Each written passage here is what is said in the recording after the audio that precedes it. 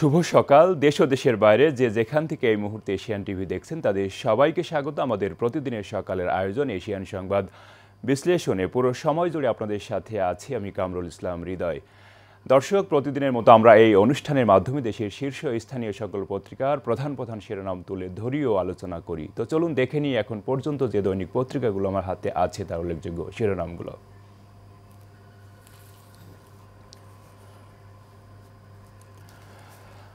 দর্শক, এই মুহূর্তে আমার হাতে আছে বেশ কিছু জাতীয় দৈনিক পত্রিকা। পর্যায়ক্রমে আমরা সকল পত্রিকাগুলোই দেখার চেষ্টা করব। বরাবরের মতো আমরা দেশবন্ধুর পত্রিকা দিয়েই শুরু করতে চাই। পত্রিকাটি সামনে যে ত্রয়োদশ জাতীয় নির্বাচন হতে যাচ্ছে বা হওয়ার যে একটা প্রস্তাব এসেছে অন্তর্বর্তী সরকারের পক্ষ থেকে, সেটিকে গুরুত্ব দিয়েই আসলে প্রধান শিরোনামটি আজকে করেছে।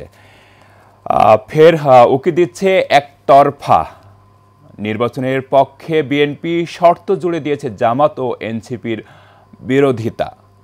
পরিস্থিতি যেদিকেই যাক সরকারের কাছে নির্বাচন করায় একমাত্র অগ্রাধিকার, এমন বিষয় কিন্তু প্রাধান্য পেয়েছে আজকের প্রধান শিরোনামে।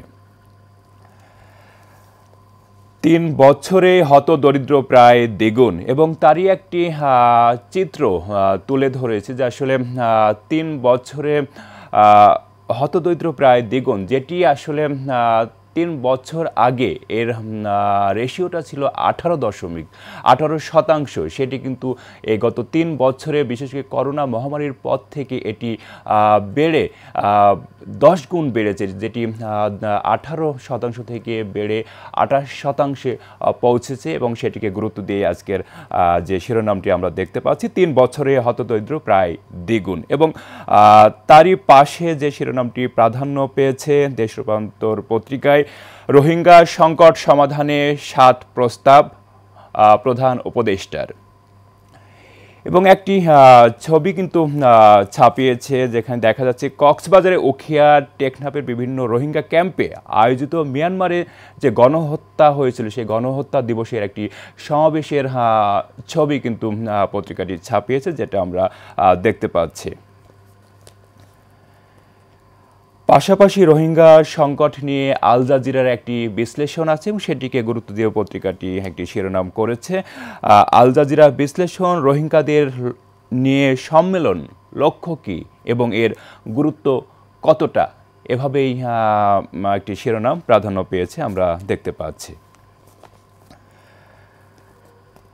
শেষের দিকে বেশ কিছু শিরোনাম পত্রিকাটি ছাপিয়েছে, সেগুলো আমরা দেখে নিতে চাই। লুটের অস্ত্র উদ্ধারে পুরস্কার ঘোষণা স্বরাষ্ট্র উপদেষ্টার। লুট করা অস্ত্র নিয়ে পুলিশ ক্যাম্পে হামলা, পাল্টা গুলি এবং সাক্ষী হাজিরায় 28 বছর পার, মামলা আমলনামা।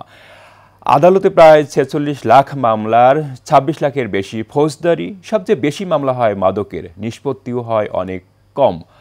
যৌক্তিক সময়ে বিচার নয়, আইনগুলোর লক্ষ্য শুধুই শাস্তি, এমন একটি শিরোনামও কিন্তু প্রাধান্য পেয়েছে যে আসলে সাক্ষী হাজিরায় 28 বছর পার এবং সে 28 বছর আসলে একটি সাক্ষী দেয়া এবং নেয়ার মধ্য দিয়েই কিন্তু জীবনে একটা বড় সময় মানুষের জীবন থেকে চলে যায়, সমাজ থেকে চলে যায়। সমাজের জন্য, পরিবারের জন্য যেখানে আসলে কাজ করার থাকে, যেখানে অনেক কিছু আসলে করার থাকে, সেই সময়টা কিন্তু আসলে মামলা মোকদ্দমার মধ্য দিয়ে 28 বছরে কিন্তু চলে গেছে। এমন একটি সমাজে একটি আসলে উদাহরণ এটি। এই উদাহরণটিকে দিয়েই একটি শিরোনাম যে সাক্ষী হাজিরায় 28 বছর পার। তারই পাশে আছে অপরাধ হলে আমাকে কারাগারে পাঠিয়ে দিক, বললেন ফজলুর রহমান। এবং তারই পাশে যে শিরোনামটি প্রাধান্য পেয়েছে, বাগেরহাটে 4টি আসন বহাল রাখার দাবি, সীমানা নিয়ে ইলেকশন কমিশনের শুনানি।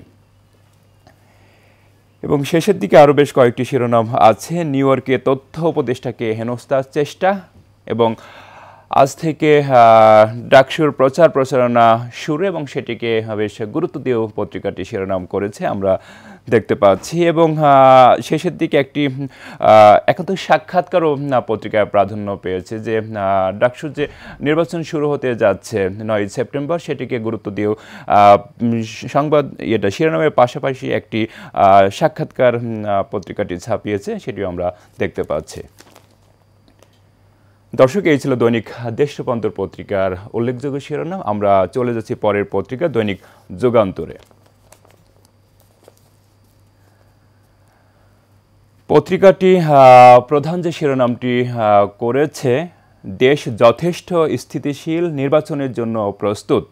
কক্সবাজারের রোহিঙ্গা অংশীজন সংলাপে ডক্টর ইউনূস এমনটি বলেছে এবং সেটিকে গুরুত্ব দিয়েই কিন্তু প্রধান শিরোনাম হয়েছে এবং তারই একটি ছবি পত্রিকাটি ছাপিয়েছে। কক্সবাজারে সোমবার রোহিঙ্গা বিষয়ক আন্তর্জাতিক সম্মেলনে বক্তৃতা করছেন প্রধান উপদেষ্টা অধ্যাপক ডক্টর মোহাম্মদ ইউনূস এবং সুন্দর একটি ছবি পত্রিকাটি যথাযথভাবে ছাপিয়েছে আমরা দেখতে পাচ্ছি এবং তারই পাশে আছে জাতীয় নির্বাচনের আগে ছাত্র সংসদ নির্বাচন চ্যালেঞ্জিং, আইন শৃঙ্খলা কোর কমিটির সভায় গোয়েন্দা প্রতিবেদনে এমন তথ্য প্রাধান্য পেয়েছে এবং সেটিকে গুরুত্ব দিয়েই কিন্তু আজকের এই শিরোনামটি ছাপিয়েছে পত্রিকাটি এবং তারই পাশে দারিদ্র্য বেড়েছে 28%, মাসে অন্তত একদিন না খেয়ে থাকে 9% মানুষ। অর্থাৎ পিপিআরসির একটি সমীক্ষা হয়েছে এবং এই সমীক্ষায় কিন্তু বাংলাদেশের আসলে দারিদ্রতা কি অবস্থা সে বিষয়টি কিন্তু উঠে এসেছে।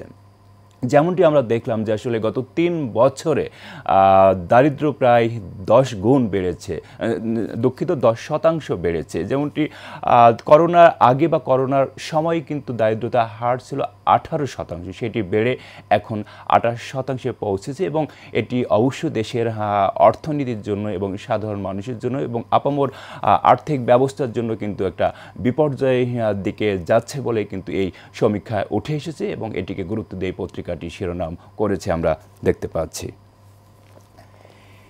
এবং এই দারিদ্রতার পেছনে আসলে একটি পরিবারের যে আয় হয় সে আয়ের কত শতাংশ মানে কি খাতে ব্যয় হয় সে বিষয়টিও কিন্তু প্রাধান্য পেয়েছে। যেমনটি আমরা দেখেছি যে একটি পরিবারের খাবারের পেছনে খরচ আয়ের 55%, স্বাস্থ্য খাতে পরিবার প্রতি খরচ আয়ের 67.4%, নতুন কর্মসংস্থান সৃষ্টিতে সবচেয়ে বড় সংকট।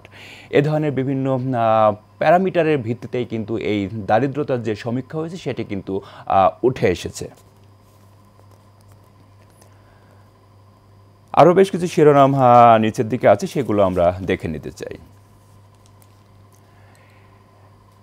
ডলার সংকটের বৃত্তে মুক্ত হলো দেশ, কেন্দ্রীয় ব্যাংকের প্রতিবেদন। নতুন করে ডলারের দাম বাড়ছে না, আয়ের চেয়ে ব্যয় কম হয় 9 বছর পর উদ্বৃত্ত 14,90,00,000 এবং চট্টগ্রাম বন্দরে 41% মাশুল বৃদ্ধি নিয়ে বৈঠক, সর্বোচ্চ 12% বৃদ্ধির পক্ষে ব্যবসায়ীরা। তারই পাশে যে শিরোনামটি প্রাধান্য পেয়েছে, জুলাই অভ্যুত্থান নিয়ে বিতর্কিত মন্তব্যে গ্রেপ্তারের দাবিতে কর্মসূচি প্রাণনাশের শঙ্কায় ফজলু। বিএনপি চেয়ারপারসন উপদেষ্টা ফজলুর রহমানের গ্রেপ্তারের দাবিতে সোমবার রাজধানীর সেগুনবাগিচায় তার বাসভবনের সামনে ছাত্র জনতার অবস্থান এবং সেই যে অবস্থান নিয়েছে সেই অবস্থানের একটি ছবি আমরা দেখতে পাচ্ছি এবং তারই পাশে আছে হত্যাকাণ্ডের বৈধতা দিতে কন্টেন্ট বানাতেন আফ্রিদি, জুলাইয়ে বিতর্কিত ভূমিকা। এবং আমরা জানি মাই টিভির চেয়ারম্যান এবং তার ছেলে আসলে যে গত বছর যে আসলে অভ্যুত্থান হয়েছে, অভ্যুত্থানের সময়ে আসলে বিভিন্ন মানুষ কিন্তু মারা গেছে, আসলে রাস্তায় নেমেছিল স্বাধীনতার জন্য, দেশের জন্য কাজ করতে এবং সেই সময় কিন্তু অনেক মানুষ মারা যায় এবং সেই একটি মামলায় কিন্তু তাদেরকে গ্রেপ্তার দেখানো হয়েছে এবং সেটিকে প্রাধান্য দিয়েও পত্রিকাটি শিরোনাম করেছে আমরা দেখতে পাচ্ছি। শেষের দিকে যে শিরোনামটি দিয়েই শেষ করেছে, হাসিনার বেআইয়ের দখলে বরিশালের বিউটি কমপ্লেক্স, প্রভাবশালী কাজী কামালের ক্ষমতা দাপট। 40 কোটি টাকা মূল্যের কমপ্লেক্স 7 বছর দখলে রেখেছেন হাসনাতের শ্যালক। প্রতিবাদ করতে গিয়ে 33টি মামলার আসামি আশিক চৌধুরী দম্পতি। নেপথ্যে বহিরাগত তকমা মোছাও ভোট ব্যাংক, রুমিন সমর্থকদের সঙ্গে মারামারি এবং বেশ কিছু শিরোনামই কিন্তু আসলে যুগান্তরে আমরা দেখলাম এবং এগুলোই ছিল আজকের যুগান্তর পত্রিকার উল্লেখযোগ্য শিরোনামগুলো। আমরা চলে যাচ্ছি পরের পত্রিকা দৈনিক ইত্তেফাকে। দর্শক, এই মুহূর্তে আমার হাতে আছে বেশ আরও কিছু জাতীয় দৈনিক পত্রিকা, আমরা পর্যায়ক্রমে সেগুলো দেখে নিতে চাই। এই মুহূর্তে আমার হাতে আছে দৈনিক ইত্তেফাক পত্রিকা এবং পত্রিকাটি প্রধান যে শিরোনাম করেছে আমরা দেখতে পাচ্ছি, দেশে ফিরতে চান রোহিঙ্গারা, চান গণহত্যার বিচার। সংকটের সূত্রপাত মিয়ানমারে, সমাধানও সেখানেই। কক্সবাজার রোহিঙ্গা অংশীজন সংলাপের উদ্বোধনী অনুষ্ঠানে প্রধান উপদেষ্টা এমনটি জানিয়েছে এবং একটি ছবি আমরা দেখতে পাচ্ছি উখিয়ার, কক্সবাজারের উখিয়াতে গতকাল সোমবার কুতুপালং রোহিঙ্গা ক্যাম্পে আয়োজিত সমাবেশে বিপুল সংখ্যক রোহিঙ্গা অংশ নেয় এবং সেই অংশের একটি অংশের ছবি কিন্তু দেখা যাচ্ছে যে তারা বেশ ব্যাপকভাবে সেখানে এই সমাবেশে সমবেত হয়েছে এবং এমন একটি ছবি কিন্তু পত্রিকাটি যথাযথভাবে ছাপিয়েছে আমরা দেখতে পাচ্ছি। রোহিঙ্গাদের আশ্রয় দেয়ায় বাংলাদেশের প্রশংসা যুক্তরাষ্ট্রের, পাশে থাকার প্রতিশ্রুতি 11 দেশের এবং তারই পাশে যে শিরোনামটি প্রাধান্য পেয়েছে আসলে সামনে 9 সেপ্টেম্বর ডাকসু নির্বাচন এবং সেই ডাকসু নির্বাচনকে কেন্দ্র করে এই শিরোনামটি 21 জনের প্রার্থিতা প্রত্যাহার, মবের আশঙ্কা ছাত্রদলের, আনুষ্ঠানিক প্রচারণা আজ থেকে শুরু। পত্রিকাটি আরও বেশ কিছু শিরোনাম নিচের দিকে করেছে, সেগুলো আমরা এক নজরে দেখে নিতে চাই।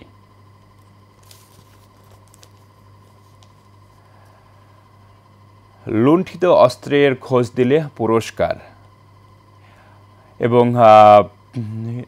আমরা জানি গত বছর 5ই আগস্টের আগে আসলে যখন গণ অভ্যুত্থান হয় এবং সে সময় কিন্তু আসলে বেশ কিছু পুলিশ থেকে আসলে কিছু অস্ত্র আসলে লুট এবং বিভিন্নভাবেই কিন্তু সাধারণ মানুষের হাতে এসে পৌঁছেছে এবং সেই অস্ত্র কিন্তু এখন বিভিন্ন বেআইনি কাজে অনেক সময় ব্যবহার হচ্ছে এবং সেটি আসলে কিভাবে আরও প্রত্যাহার করা যায়, কিভাবে আসলে সেই অস্ত্রগুলো সাধারণ মানুষের হাত থেকে আসলে আইন শৃঙ্খলা বাহিনীর হেফাজতে আসে সে বিষয়টিকে গুরুত্ব দিয়েই কিন্তু এমন শিরোনাম এবং এই শিরোনামের যে একটি পুরস্কারের কথা বলা হয়েছে যে আসলে লুণ্ঠিত অস্ত্রের খোঁজ দিলে পুরস্কার পাওয়া যাবে, এমন কিন্তু একটি ঘোষণাও স্বরাষ্ট্র মন্ত্রণালয় থেকে স্বরাষ্ট্র উপদেষ্টার মুখ থেকে এসেছে আমরা দেখতে পাচ্ছি এবং তারই পাশে যে শিরোনামটি আছে, বিচার বিভাগ ও পুলিশে ব্যাপক বদলি, 6 জেলায় নতুন ডিসি, জেলা জজ সহ বিভিন্ন পদমর্যাদা, 230 বিচারক বদলি, অতিরিক্ত আইজিপি সহ পুলিশের 52 পদে বদলি পদায়ন এবং শেষে যে শিরোনামটি আমরা দেখতে পাচ্ছি, পিপিআরসি যে প্রতিবেদন, 3 বছরে দেশে দারিদ্র্য বেড়েছে 10%, যেটি আমরা বিভিন্ন পত্রিকায় আসলে ইতিমধ্যেই দেখেছি। একটি পরিবারের 55% চলে যায় খাবার কেনায়, শহরের পরিবারগুলোতে আয় কমে গেছে এবং এই বিষয়টি কিন্তু আজকের সকল পত্রিকায় বেশ গুরুত্ব পেয়েছে যে আসলে দারিদ্রতার হার গত 3 বছরে 10% বেড়েছে, যেটি আসলে সাধারণ মানুষ থেকে শুরু করে আপামর সবাইকে কিন্তু ভাবায়।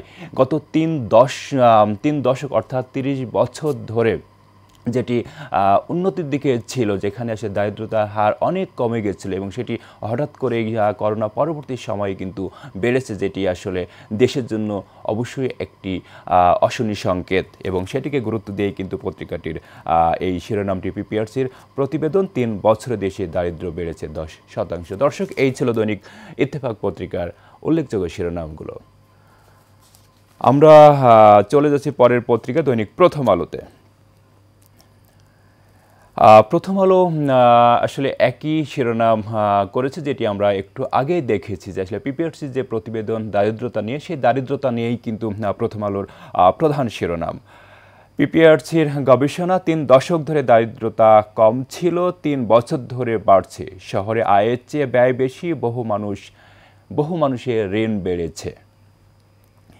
এবং দারিদ্র ও আয় ব্যয়ের একটি চিত্রও কিন্তু ছাপিয়েছে, সেটি 2022 থেকে 2025 সালের একটি আয় ব্যয়ের চিত্র প্রাধান্য পেয়েছে এই শিরোনামের পাশাপাশি আমরা দেখতে পাচ্ছি। এবং একটি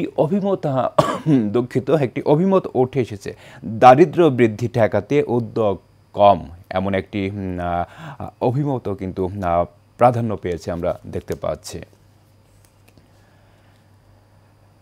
রোহিঙ্গা সংলাপে প্রধান উপদেষ্টা যেটি বলেছেন যে নির্বাচন আয়োজনে দেশ প্রস্তুত, অর্থাৎ সামনে যে ত্রয়োদশ জাতীয় নির্বাচন আগামী বছরের ফেব্রুয়ারির মাঝামাঝি হওয়ার যে একটি ইঙ্গিত দিয়েছে প্রধান উপদেষ্টার দপ্তর থেকে, এবং সেটিকে এখন পর্যন্ত কিন্তু ঠিক রেখেছেন। এবং যে কারণে বিএনপি শুধু ইলেকশনের পক্ষে এবং জামাত থেকে শুরু করে এনসিপি অন্যান্য যারা আছে তারা আসলে সামনে নির্বাচন একটু পিছিয়ে যাক বা এখনও যে দর কষাকষি যে বিষয়টি চলছে সে বিষয় কিন্তু প্রাধান্য পেয়েছে।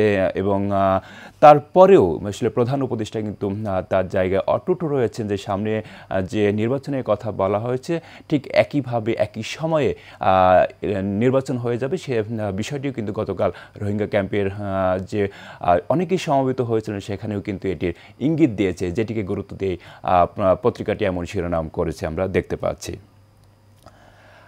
পাশে আছে 6 জেলায় নতুন ডিসি, নির্বাচন সামনে রেখে আরও পরিবর্তন আসবে। তারই বিভিন্ন শিরোনামের মাঝে আরও আমরা দেখতে পাচ্ছি সামনে যে ছাত্র সংসদ নির্বাচনকে কেন্দ্র করেও আজকের শিরোনাম প্রাধান্য পেয়েছে। ডাকসুতে প্রচার শুরু আজ, আচরণবিধিতে কড়াকড়ি।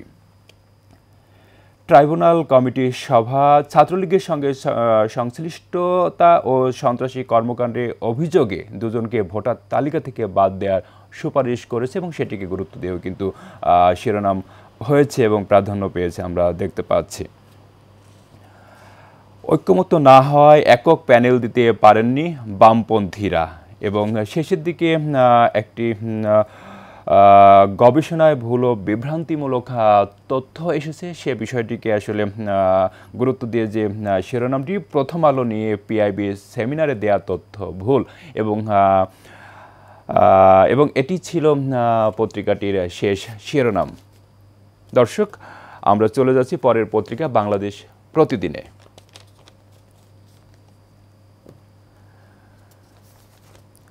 পত্রিকাটি বিভিন্ন শিরোনামের মাঝে প্রধান যে শিরোনামটি করেছে, তদন্ত হবে আড়িপাতার, রাজনৈতিক সরকার এ ব্যবস্থা ধরে রাখতে চায়, এবং তারই পাশে অত্যাবশ্যকীয় ওষুধের দাম নির্ধারণ করতে হবে সরকারকে, হাইকোর্টের নির্দেশ, এবং চাঁদাবাজির বিরুদ্ধে চায় জাতীয় ঐক্যমত, এবং আরও বেশ কিছু শিরোনাম আছে। উগ্রবাদ নিয়ে সতর্ক বিএনপি, চিকিৎসকদের জবানবন্দি, অভ্যুত্থানে এক চোখ হারিয়েছে 493 জন, 2 চোখ 11 জন।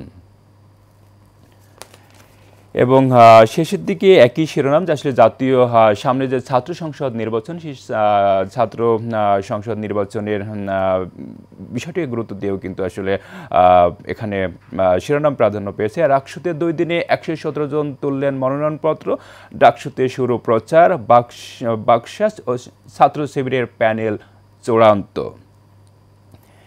এবং যে শিরোনামটি আমরা বিভিন্ন পত্রিকা খুব বেশি দেখেছি যে আসলে পিপিআরসির গবেষণা প্রতিবেদন, দেশে দারিদ্রতার হার 28% বাড়ছে প্রতি বছরই, এবং এটি দিয়ে এই পত্রিকাটি শিরোনাম শেষ করেছে।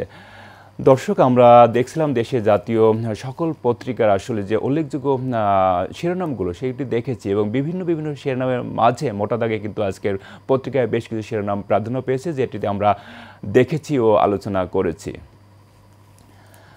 তো দর্শক, আমরা আজকের অনুষ্ঠানের একেবারেই শেষ পর্যায়ে, আবার দেখা হবে আগামীকাল ঠিক একই সময়ে। ততক্ষণ ভালো থাকুন, সুস্থ থাকুন, এশিয়ান টিভির সাথেই থাকুন। ধন্যবাদ সবাইকে।